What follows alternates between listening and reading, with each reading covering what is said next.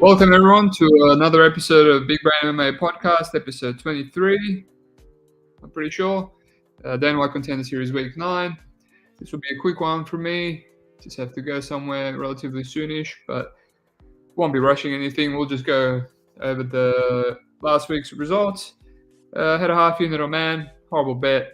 Honestly, I think I got tricked on tape. It looked like I thought the wrong person was going to be the favorite, and then when she wasn't, I just kind of thought lots of value there. Just couldn't really get her takedowns off, and a lot of size disadvantage. So bad bet there.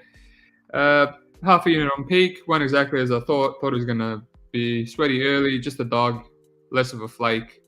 Won that one, and then just a bit on Begoso at massive odds, and then I just hedged with Bash round 3 of decision just to win profit either way. So just over a quarter unit profit. Happy with that. Could have been a bit better. Probably too much exposure on Begoso, knowing that he's a bit gassy. I hit the exact same play on Bashrad's brother on the weekend against Gravely. So I actually rate these brothers round 3 decision. They usually break people late. So quarter unit, I think I did a little estimation. I'm just under 3 unit profit on Contender Series, which is not bad. First 3 weeks I barely had any plays. I was just sprinkling stuff. And I'm very conservative this year all the way through anyway. So just since I've upped my units and doing this full time. So if I can have an okay week 9 and week 10, finish the season with 4 units, it's peanuts for some bettors, but for me it's 4 units that I wouldn't have gotten if there was no contender. So I'll take it. But let's get straight into the card. First fight, Roybert Echeverria, Rafael Filo. Decent fight. A bit hard for me to get a read on. Rafael Filo has been around for a while. He's only 29 years old. He's quite a good jiu-jitsu fighter. Really good top control. His takedowns are majority from body locks. Doesn't really shoot him properly. They're kind of badly set up. Not the most physical guy, but it's more so he's very strong when he gets his body lock, because obviously, like a lot of these good jiu-jitsu guys, doesn't let go of the back. He's really good with his leg reap. Clinches you, reaps your leg out, drags you down, or even if he's on his back, does that sweep as well, gets the underhook, reaps your leg, works up to his knees, and then sweeps you into half guard. So it's just kind of not the most classical wrestler, but he just takes away any space, wants to grab onto you, and then once he's on top, straight into mount, really heavy on top. He will either ground and pound or submit you. Just kind of breaks fighters down. But early he's got some adversity, because he's not the most physical guy. He struggles because doesn't seem to have the strongest classical wrestling, although that could improve here because he's dropping down to flyweight, and he did seem quite big at the weigh-ins. I don't know if he has fought a flyweight, just a bunch of bantamweight. His last loss was to Mathus 8-4 by rear naked choke, which is interesting because his jiu-jitsu is quite well and good, and that's the first time he's been submitted. Previously lost to Bruno Ferreira, 2014, so that's 6 years ago, at flyweight as well. So Bruno is quite a good fighter, and he was on tough. He just lost to CJ Vergara, but he is a very good jiu-jitsu fighter. He'll be back, hopefully. He had a few flyweights. He had a few flyweight fights back in the day around that period, years and years ago, and he's dropping down. Maybe he's a bit more physical at this weight. On the other side, Echeverria is just a little powerhouse, strong guy, explosive, very powerful. Picks his shots, feints on the outside, drops a lot of people, finishes a lot of people, but does have a lot of low-level fights. I had to go through his amateurs, like I said in last week's podcast. Sometimes when these guys have no adversity, aka Lewis Malik, once I saw some adversity on the amateurs, that's when I decided to play peak. Sometimes they get easier matchups in pro than they do in amateurs, so it's important to go, especially when the fights are not long. It doesn't take too much of your time. And in amateurs, he's got a lot more losses. He's got a rear naked choke 2018, 2019 decision, and he got wrestled there by Carlos Espinosa. In PFL, Carlos Espinosa is decent. Damian Martinez wrestled him as well, 2018. So he's got first layer of initial takedown defense because he's a very strong and explosive guy, and he can get his own takedowns himself if he wants to here. Probably not a good idea. I can see him getting swept. But he is a strong, explosive guy.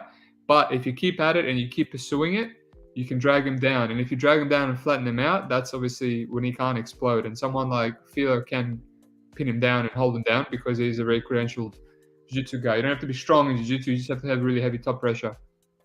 And other than that, in all these professionals, he's just knocking everyone out. Occasionally throws a spinning wheel kick. Seems to have very heavy hands. Just throws a 1-2, people drop, and then he finishes them. But like I said, very low level of opposition. John Arce went to a decision with him, stuffed a few takedowns, hurt him, did get taken down, spent about 30 seconds in half guard, and then exploded out. Again, that explosion can work against Filo but yeah, it's a tough fight to get a read on. I think I don't fault anyone taking the stab on Echeverria. He is, the physical advantages and the power is always live, and he could be improving.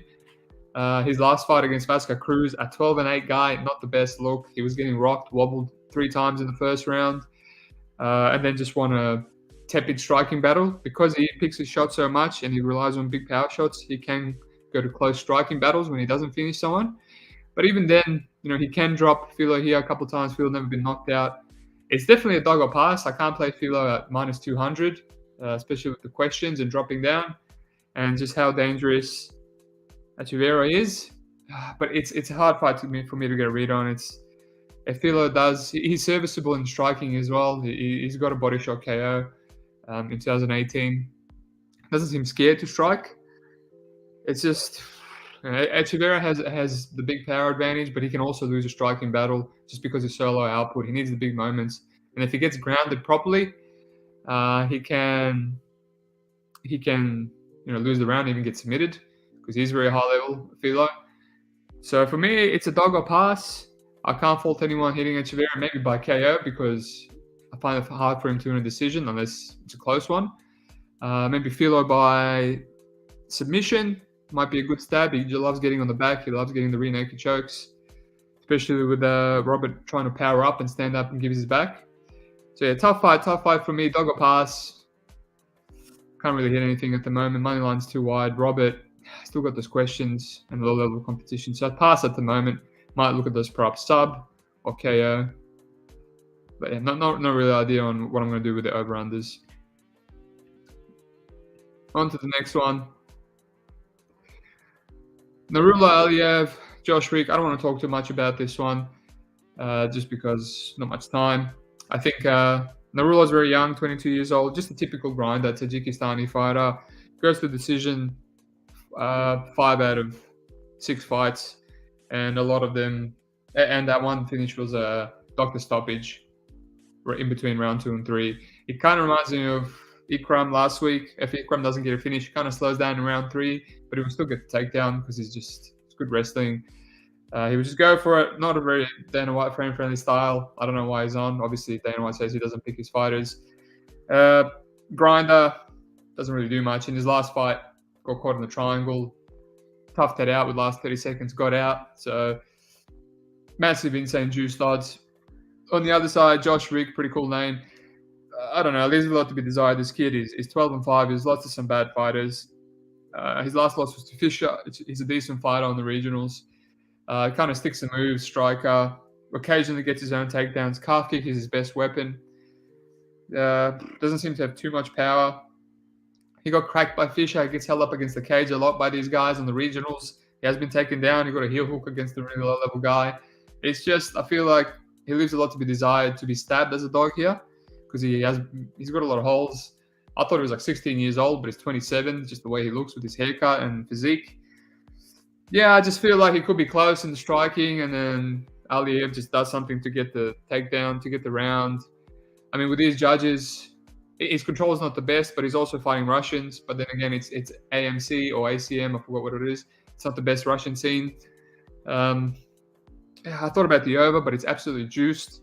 Go the distance is minus money if you want to hit that. If Josh Rick can maybe get some calf kicks and keep standing up and get the decision that way. So if you don't want to try pick a winner, or don't want to risk money on a dog, or don't want to play the massive juice odds on Aliyev, you can just play go the distance. But that's about it. The favorite is unplayable. The dog leaves a lot to be desired. But hey, I can't fault $50, $100 on him. It's quite wide, but not much as I can do with this fight. Maybe live bet the dog if he's just getting held down, but he's striking from the bottom. We've seen Bill Algeo get round 3 on one judge's scorecards from striking from his back control. So never know with these judges, damages everything. So massive dog or pass, or just play to go the distance. Look for some live betting. Austin Lane, Jacoby, both these guys are bad. Austin Lane is really bad. What do I say? He seems chinny. He made Tom Hardy look like he's got insane power. He's really long, 6'6", 8 inches of reach. He's kind of fleet-footed. He looks for takedowns, but he's got really, really bad wrestling. He's got really, really bad takedown defense himself. He can be taken down. He usually gets KOs by just ending up on top of these really low-level heavyweights and just pounding him out. Seems to have decent cardio. His best win is Quan Adams. Adams would have one fight ago. Adams would have won that fight if it was a 3-round decision. He just kept wrestling him over and over again for 3 rounds, and then round 4, he was just gassed and Lane cracked him and finished him. Just a really low. It just speaks how low level heavyweight is, and that this guy can be 11-3 as a professional. On the other side, we've got Richard Jacoby. He actually reminds me of Alan Badeau, like the big oaf, lumbering oaf. Just plods forward, high hands. He seems to crack quite hard. He's got nice hands when he lets go, but he's really low output. And obviously, it's all hooks. And he's a good counter striker. He does have power, drops a lot of people, but just kind of lets him stand up. Doesn't really do much. Low level of competition. At least he looks like a fighter. He's got decent combinations. So the boxing is his advantage. Seems to have okay takedown defense, but in the last LFA fight, he got taken down by his opponent once. Couldn't get up. He was a turtle. So it's just, I know Austin Lane has bad takedowns, but he can land a jammy or double leg, like we've seen Macy Sherson recently do, or a lot of these fighters. Or even Nascimento had bad takedown defense, and all of a sudden he has good penetrating shots on his knees against Boza. So they can just improve. They can just land one good takedown. And if the guy's a turtle, which Jacoby seems to be, it's just a rough low-level fight. I think Austin Lane is chinny as well. He got absolutely sparked by his opponent right after Hardy as well. And he's very hittable despite being tall and long. Anyone that lets their hands go hits him. So I think I took the tiniest of stabs, a quarter unit on Jacoby at the early line. Today, it's got absolutely steamed. So obviously, a lot of people are seeing that. Not massive conviction. It's more of a fade on Austin Lane because he is hittable and he is chinny, and that's Jacoby's way to win. If Jacoby does lose, it's probably going to be on the output because Lane likes to stay on the outside and constantly kick, just being the longer, more active fighter, and maybe holding him against the cage and potentially getting a takedown. But I think if he doesn't finish Jacoby can crack him for 3 rounds. It's just, I'm always going to fade Austin Lane at -200. That's just crazy odds. It's just, at least Jacoby looks serviceable with the striking. He has power. And Lane is just erratic. I don't even know what he is. He's just erratic. He's kind of like a cardio kickboxer. Just erratic, bounces around, throws some kicks, high kicks, gets hit, and just keeps pursuing takedowns, really, really sloppy takedowns, and gets taken down himself. That's how he wins. And his opponents just break down and he just KOs him because he has good cardio. He's got a serviceable fighter here. So give me Jacoby for a quarter unit, just a low-level fight. And the line is coming massively today, so I might hedge it. I don't want to lose too much of my profit on this rubbish fight. On to the next. Raul Rosas Jr., Mando Gutierrez. This is a good fight. This is the 17-year-old kid that's been getting hyped for weeks and weeks.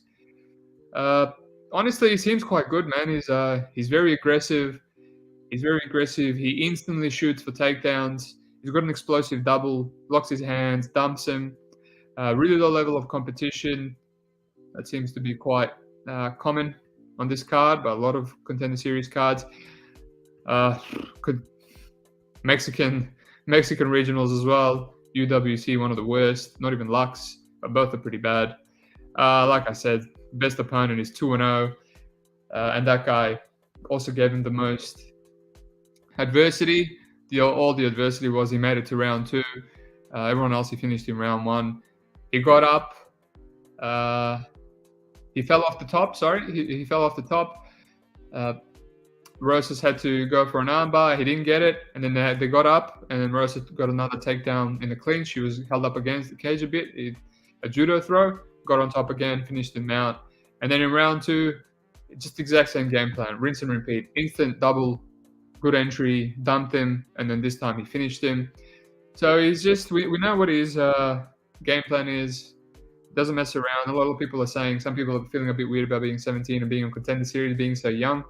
But I mean, the way he's fighting, he's not eating any strikes whatsoever. He's like the Mexican comes out, goes in, gets a takedown, doesn't get hit, instantly finishes. I'm pretty sure he's a blue belt, but it means nothing. He seems to have good jiu-jitsu.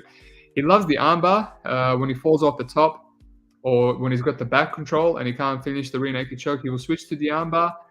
Kind of don't like to see that. In that fight, he was also going for a triangle and he fell off. So maybe some green tendencies there for a very young and aggressive fighter. Got submission over position, but he's very good at getting on top again. Again, this is low-level fighters, low-level opposition. And the last fight, same thing, same game plan, but he just went aggressive and finished him with ground and pound. So he doesn't pick and choose. He's just whatever's there. He's very aggressive with the ground and pound, very aggressive with the takedowns, very aggressive with the submission attempts. On the other side, Mando Gutierrez, a lot of similarities. Both southpaws, also good jiu-jitsu, good rear naked choke, strong guy.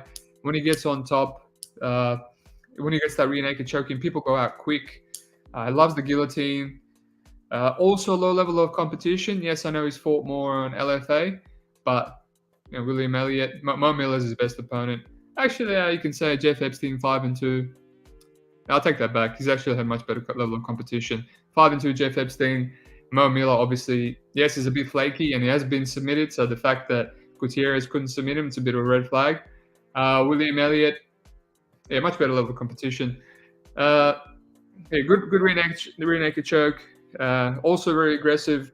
He's gotten dropped by Mo Miller, got dropped by Elliott. So he just comes out like a bat out of hell, which just tells me that he's potentially going to put himself in a double leg takedown ASAP if he's not careful, if he doesn't watch what he does. He's a lot more stocky and powerful, whereas Rosas Jr. is a lot more longer, but he also seems quite powerful himself. He can be taken down, which is a red flag. Obviously, Mo Miller, I'll give him a pass there, but he got dropped by Mo Miller as well. The thing is with Mo Miller, when he got up, he dropped down for a heel hook, didn't get it. When he was on his back the second time, he was stuck in mission control or rubber guard the whole time, looking for it, couldn't get anything off. Again, like I said, Mo Miller got subbed in his last fight in round 1, so he can be subbed. He's not this unsubbable person. He's got subbed twice, Jose Johnson and Joshua Williams, and the fact that Gutierrez couldn't do it, maybe his jiu-jitsu is not all that. He loves the guillotine as well, and these are all red flags. Even in his last fight against Matthew Elliott, he just instantly, first round, 2 takedowns. First takedown, easy takedown, got up, defended it, looked for a guillotine, easy takedown again, and it's just like, he's not too concerned about stopping the takedown. He thinks he can get a guillotine, and if he can't get the guillotine here, on his back against Rosas Jr. ASAP, so, and then he has to deal with that. So he's got a lot of holes. He's the more gritty.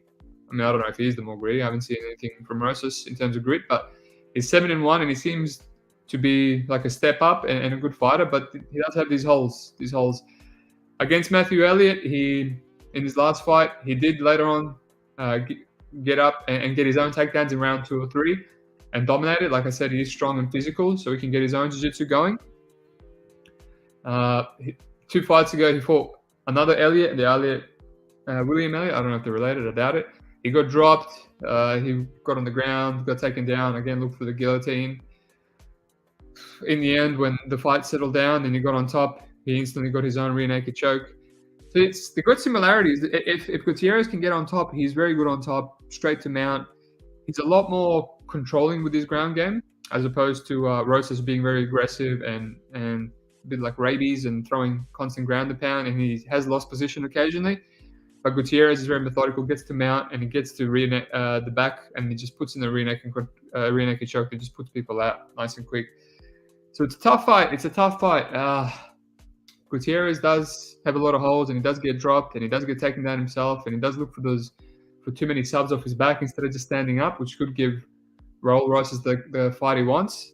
And in round 2, Rosas' cardio seemed completely fine. It's just I don't know. I'm making guesswork here. Rosas is 17, which scares me, but I do get this little feeling that maybe he's good. And it could be the real deal, or just enough to beat someone like Gutierrez. But again, it's still minus odds.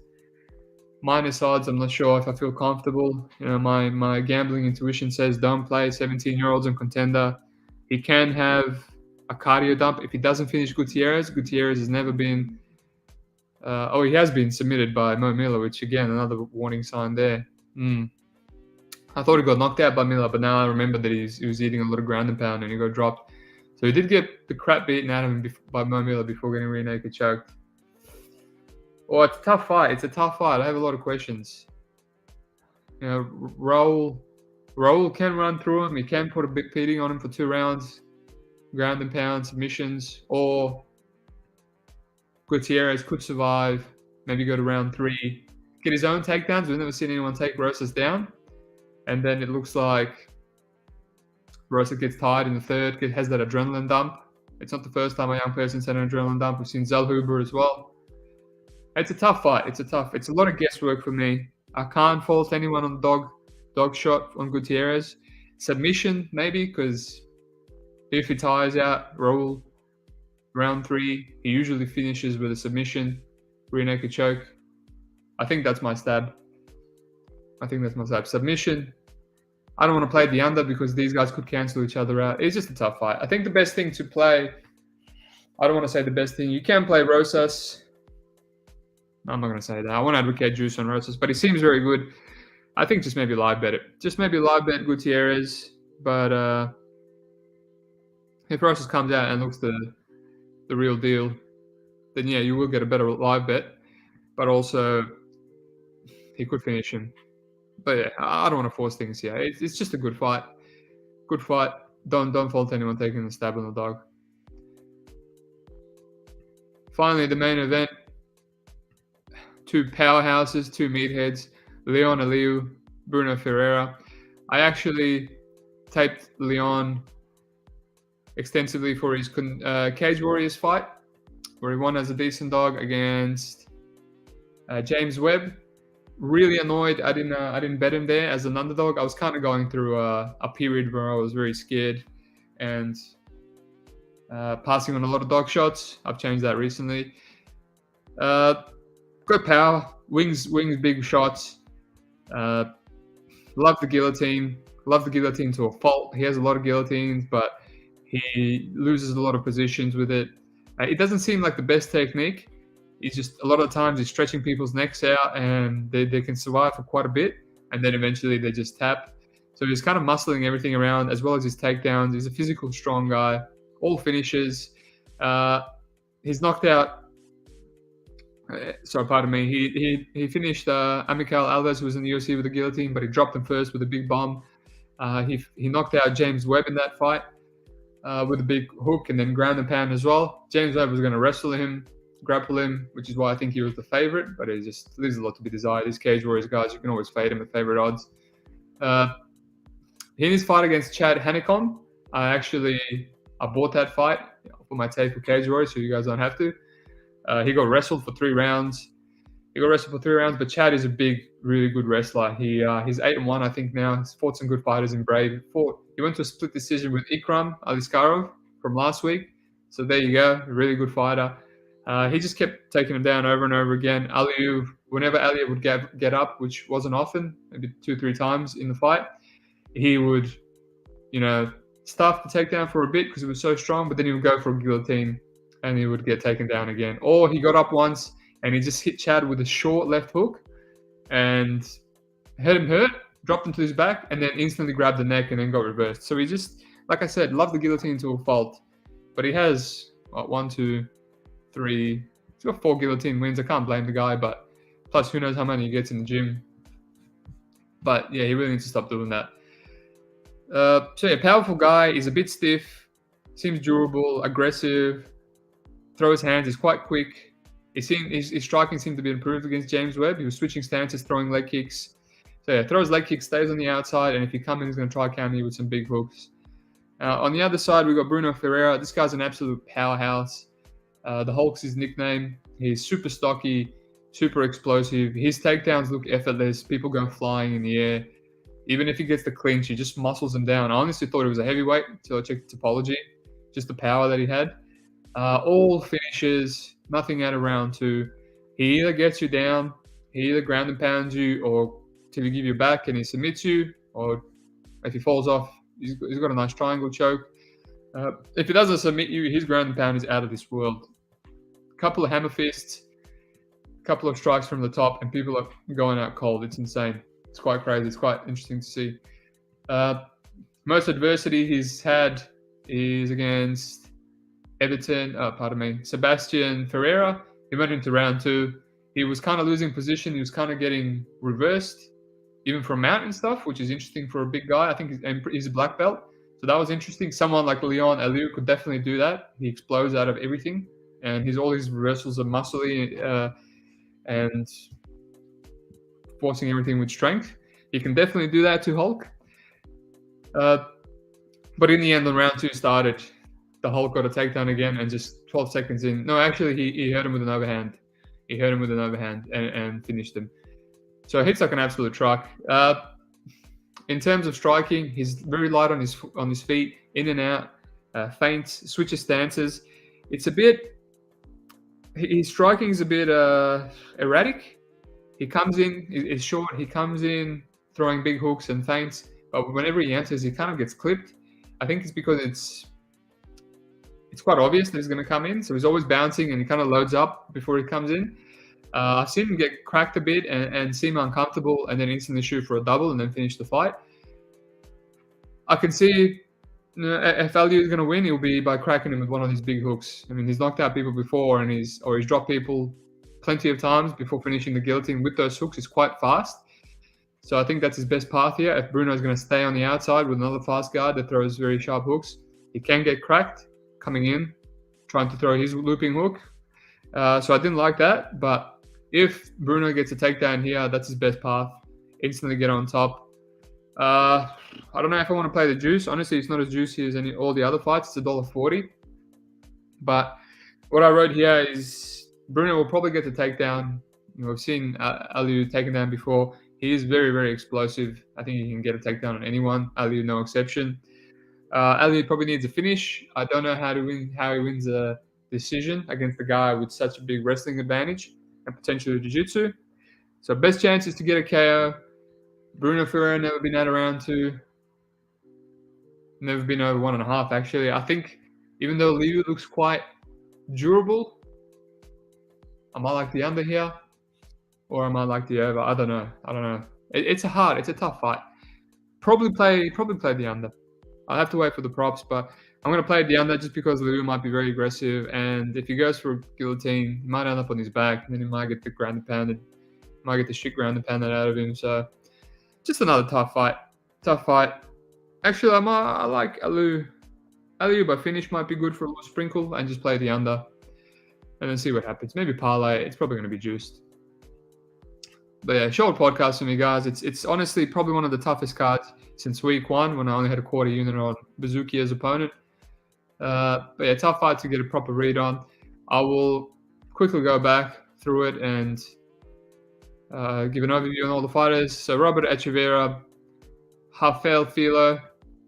Tough fight. Rafael should be the favorite in my opinion. He's fought a lot better competition, been around for a while, really good jiu-jitsu, dropping down, looks good, looks big. But Robert has the power and KO power and seems explosive and strong. It's a typical recipe for an upset. This reminds me of the Bruno Ferreira fight versus CJ Vergara. Bruno was a massive favorite because his jiu-jitsu was so good, and Vergara was just a hittable, powerful guy, and Vergara's team threw him in one round. So dogger pass for me. Don't fault anyone hitting Robert by KO potentially, maybe Rafael by submission potentially. So I'll look into that. Narula Aliev, Josh Wick. Can't play the favorite. He leaves a lot to be desired. I'm not happy with his tape. Probably won't get signed anyway, unless he gets a finish somehow. Josh Wick also leaves a lot to be desired. You can take a stab on the dog if you want. Maybe live bet him if you think it's going to, if the rounds are close. Go the distance. Also juiced, but probably goes to the decision. Round 3 decision, just because Narulok is a decision machine. So probably hit that. Austin Lane, Jacoby. My only current money line plays on Jacoby at the early line. I might hedge that. It's such a low fight. He's low output, but Lane is hittable. He can get cracked. Jacoby hits like a truck. Just got short hands and not much volume. If Lane can't get a takedown, this is going to be a close striking fight. But yeah, bit of a shit show. Dog a pass for me. Just fading Lane at the minus 200 odds that we got. I'll probably hedge it, like I said. Raul Rosas Jr., Mando Gutierrez. Good fight. Good fight. A lot of questions are going to be answered here. I can see Raul Rosa covering his price. He seems special. But again, I thought that about a lot of young people, and they didn't cover. So I can also see Mando being the grittiest, toughest guy that is fought, and while he starts out slow, he can come back and potentially break or submit Raul himself. Potentially another good live bet fight. If you're going to bet Gutierrez, bet him by sub. And Leon Liu, Bruno Ferreira, 2 explosive guys, can lead to a finish at any point. Leon hits like a truck. He's got a good guillotine. Ferreira hits like a truck, got explosive takedowns, an insane ground and pound, literally heavyweight level ground and pound. Play the under, beat the guy by KO. I don't know if Aliu can get the rear naked on the get the guillotine on the black belt. But yeah, under, Aliu by KO small, maybe Bruno Ferreira by KO. You might just have to prop bet this whole card. Or if you want parlay Ferreira, it's the least juice thing. It's honestly tough card, guys. Only thing I have is Jacoby as a dog at the moment. And I'll wait for some props. Maybe I'll leave it in the comments. But other than that, that's it. Hopefully some live bet spots, and hopefully some better plays on week 10 to end the week with some action. But other than that, good luck to everyone playing anything, and see you next week. Oh, by the way, I'll be doing a Bellator breakdown, so I'll see you in a few days.